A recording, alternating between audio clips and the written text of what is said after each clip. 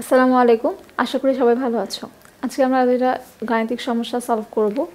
এখানে আমাদের প্রথম সমস্যায় বলেছে 30 ডিগ্রি সেলসিয়াসে ও 0.987 atm চাপে 1 মিলিলিটার গ্যাসে কয়টি অণু থাকে। তো এখানে অণুর সংখ্যা নির্ণয় করার জন্য আমাদের মূলত এই গ্যাসের মোল সংখ্যা কত হয় সেটা দরকার, অর্থাৎ n এর মান দরকার। এখানে আমাদের দেয়া আছে টেম্পারেচার T এর মান, প্রেশার P এর মান এবং আয়তন V এর মান। তো আমরা এই মানগুলো পাশে সাইড নোটে লিখে নিচ্ছি। তো T is equal to 30 degree Celsius, এটাকে কেলভিন স্কেলে কনভার্ট করলে 30 plus 273 Kelvin, 303 Kelvin. Pressure P is equal to 0.987 atm এবং আয়তন V ইকুয়াল টু 1 মিলিলিটার। কিন্তু আমাদের এই ধরনের অঙ্কের ক্ষেত্রে আয়তন দরকার লিটার এককে, এখানে আমরা মিলিলিটার থেকে লিটারে কনভার্ট করব। তাহলে 1 × 10⁻³ লিটার, বা আমরা 1000 দিয়ে ভাগ করে পয়েন্টের ভ্যালুটাও লিখতে পারি, বা চাইলে এভাবে আমরা পাওয়ার আকারে লিখতে পারি। তো এখন আমরা মূলত এই ইনফরমেশনগুলো দিয়ে PV সমান nRT সূত্র ব্যবহার করে n এর মানটা নির্ণয় করব। তাহলে PV is equal to nRT, n equal to PV divided by RT। তো এখানে P এর মান 0.987 atm, V এর মান 1 × 10⁻³ লিটার এবং R এর মান আমরা এখানে লিটার atm এককে ব্যবহার করব। আর একটা কনস্ট্যান্ট রাশি 0.0821 লিটার atm পার মোল পার কেলভিন এবং T এর মান হচ্ছে 303 কেলভিন, 3.96 × 10⁻⁵ মোল। তাহলে আমরা এখানে পেয়ে গেলাম যে 30 ডিগ্রি সেলসিয়াস এবং 0.987 atm চাপে 1 মিলিলিটার গ্যাসের মোল সংখ্যা কত।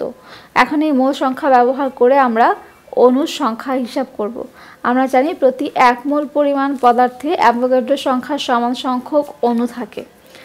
তাহলে আমরা লিখতে পারি 1 মোল গ্যাসে অণু আছে 6.022 × 10⁻23 T, অতএব 3.96 × 10⁻⁵ মোল গ্যাসে অণু আছে 6.022 × 10⁻23 × 3.96 × 10⁻⁵ T, 2.384 × 10⁻19 T।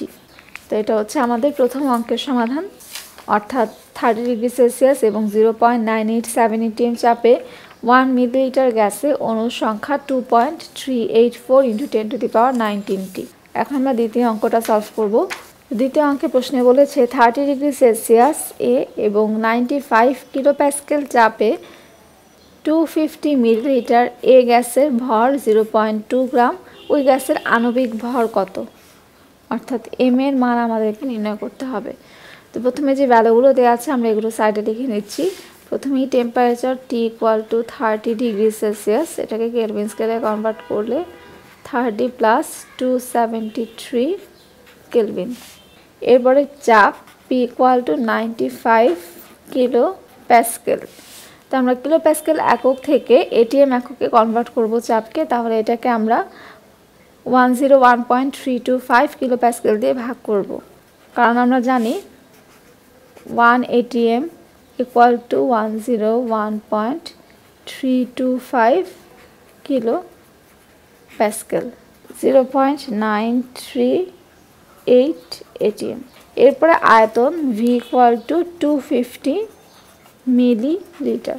তো এই আয়তনের মানটাকেও কিন্তু আমাদের লিটার এককে আয়তনে কনভার্ট করতে হবে, কারণ আমরা জানি মিলিলিটার এককের আয়তনের ক্ষেত্রে কিন্তু আমরা সূত্র অ্যাপ্লাই করতে পারবো না, কারণ আমাদের এখানে মোলার গ্যাস ধ্রুবক আর এর মান আমরা ব্যবহার করি লিটার atm পার মোল পার কেলভিন এই এককে। তো সেই ক্ষেত্রে ওই আর এর এককের রাশিটার মধ্যে যা যা আছে, যেসব রাশি উল্লেখ আছে, সেই রাশিগুলো সংক্রান্ত আমাদের সব ধরনের এককে কনভার্ট করতে হবে। তো এখানে আমাদের মিলিলিটার থেকে কারণে লিটারে কনভার্ট করতে হবে। তো মিলিলিটার থেকে লিটারে কনভার্ট করার জন্য আমরা 10⁻³ দিয়ে গুণ করতে পারি বা 1000 দিয়ে ভাগ করতে পারি। সেক্ষেত্রে আমাদের 1000 দিয়ে ভাগ করলে ভ্যালুটা আসবে 0.25 লিটার। তা আমাদের সবগুলো ভ্যালু সাইডে লেখা এবং কনভার্সন করা শেষ। আমরা এখন সূত্র বসাবো। তো আমরা জানি সূত্র হচ্ছে PV is equal to N R T. এখানে আমাদের মান লাগবে আণবিক ভর বা এম এর মান। তো সেই ক্ষেত্রে আমরা লিখব PV is equal to N এর বদলে আমরা এনকে ভেঙে রাশিটা লিখব ডাব্লিউ বাই এম। যেহেতু এন ইকুয়াল টু সূত্র ডাব্লিউ বাই এম, এই কারণে আমরা এটা ডাব্লিউ বাই এম আর টি লিখলাম। এখানে কিন্তু ডাব্লিউর মানও অলরেডি দেওয়া আছে 0.2 গ্রাম। তো আমাদের এখানে লাগবে এম এর ভ্যালুটা। তো আমরা এমকে নিয়ে যাচ্ছি বাম পাশে, এখানে ভাগ অবস্থায় আছে এম, বাম পাশে গেলে হবে গুণ। তাহলে PVM is equal to W R T. তো আমাদের যেহেতু এম এর মান নির্ণয় করতে হবে, এম বাদে সবগুলো রাশিকে আমরা ডান পাশে পাঠিয়ে দিচ্ছি। এম ইকুয়াল টু হবে W R T divided by PV. PV এখানে গুণ অবস্থায় ছিল, এ পাশে পাঠালে সেটা ভাগ অবস্থায় চলে আসবে। তো এখানে ডাব্লিউর মান আমরা 0.2 পেয়েছি কোশ্চেন থেকে, আর এর মান 0.0821 লিটার এটিএম পার মোল পার কেলভিন, টি এর মান 303 কেলভিন, পি এর মান হচ্ছে 0.938 এটিএম, ভি এর মান 0.25 লিটার, 21.22 গ্রাম পার মোল।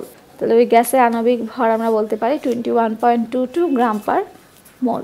আণবিক ভরের একক গ্রাম পার মোল, অর্থাৎ এই এককটা নির্দেশ করে প্রতি মোল পদার্থের ভর 21.22 গ্রাম। তো আশা করি আজকে সলিউশন দুটো সবাই বুঝতে পেরেছো। সবাইকে অসংখ্য ধন্যবাদ ভিডিওটি দেখার জন্য।